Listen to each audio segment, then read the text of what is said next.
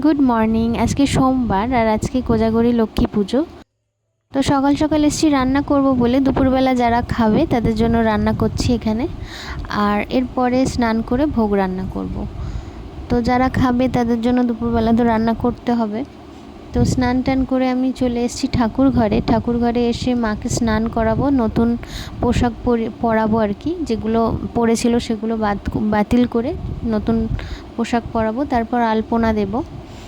আর আলপনাটা ইচ্ছা ছিল পুরো ঠাকুর ঘর জুড়ে আলপনা দেব, কিন্তু হয়ে উঠবে না, কারণ ওদিকে ভোগ রান্না করব। আর এখন আলপনাটা দিয়ে রাখছি, পুজো সন্ধেবেলা হবে, আলপনাটা দিয়ে রাখলে শুকিয়ে যায় আর কি।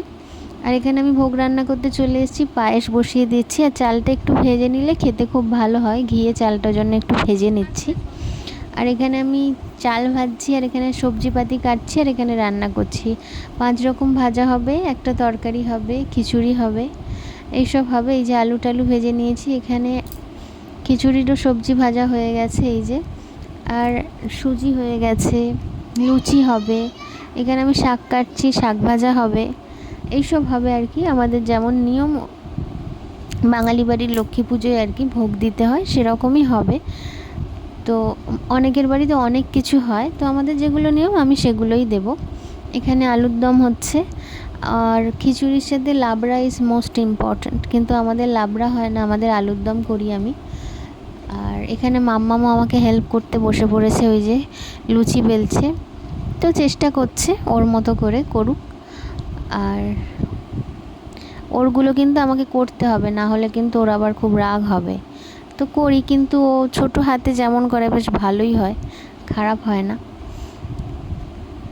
তো এখানে লুচি হবে, আর এখন লুচির পর নাড়ু করব, কালকে নাড়ু করা হয়নি, তো এখন নাড়ু করব, নাড়ু করে নিলে হয়ে যাবে। তো সন্ধ্যেবেলা পুজো হবে, তারপর আরও কিছু কাজ আছে ঠাকুর ঘরে, সেগুলো করতে হবে।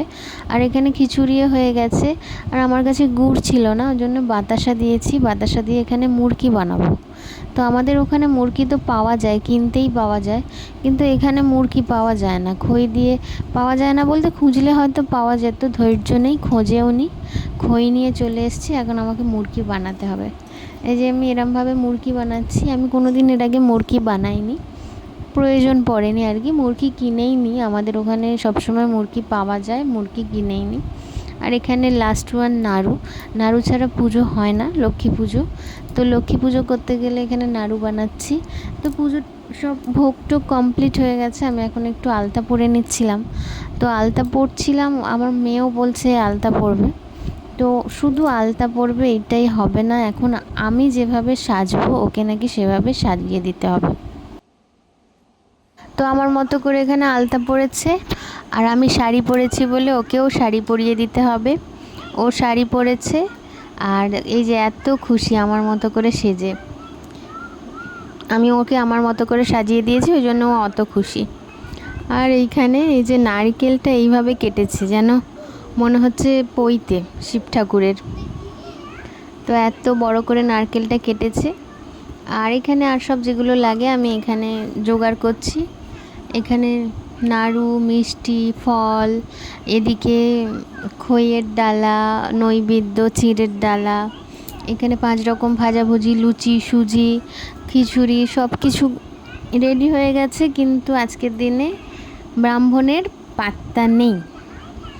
তো সকাল থেকে না খেয়ে আছি, এবার খিদেও পাচ্ছে আমার, আর খিদে পেলে আমার বেশ রাগ হয়, রাগও ধরে যাচ্ছে। আমি এখন ঠাকুর ঘর আগলে বসে আছি, আর এগুলো ফাঁকা করে যেতেও পাচ্ছি না। তো এখানে এই যে পদ্ম ফুল, ধানের ছড়া, এগুলো আমি সব রেডি করে দিচ্ছি, মায়ের হাতে দিয়ে দেব এগুলো।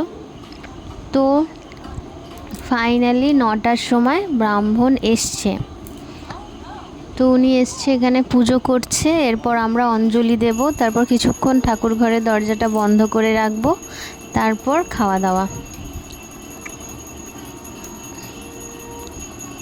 এই যে সবাই তাপ নিয়ে নাও, সবাই যেন ভালো থাকে, সুস্থ থাকে, মা লক্ষ্মীর কৃপা যেন সবার ওপর থাকে, সবার বাড়ি বাড়ি যেন মা লক্ষ্মী বিরাজ করে, সবার শ্রীবৃদ্ধি হোক, এই সবাই এই পৃথিবী মঙ্গলময় হোক, এইটাই চাই। সবাই ভালো থাকুক, সুস্থ থাকুক, সবার আশা, সবার মনের ইচ্ছা যেন পূরণ হয়। আর এই যে শারদ পূর্ণিমা আজকে, তো টাটা, সবাই ভালো থাকবেন, সুস্থ থাকবেন।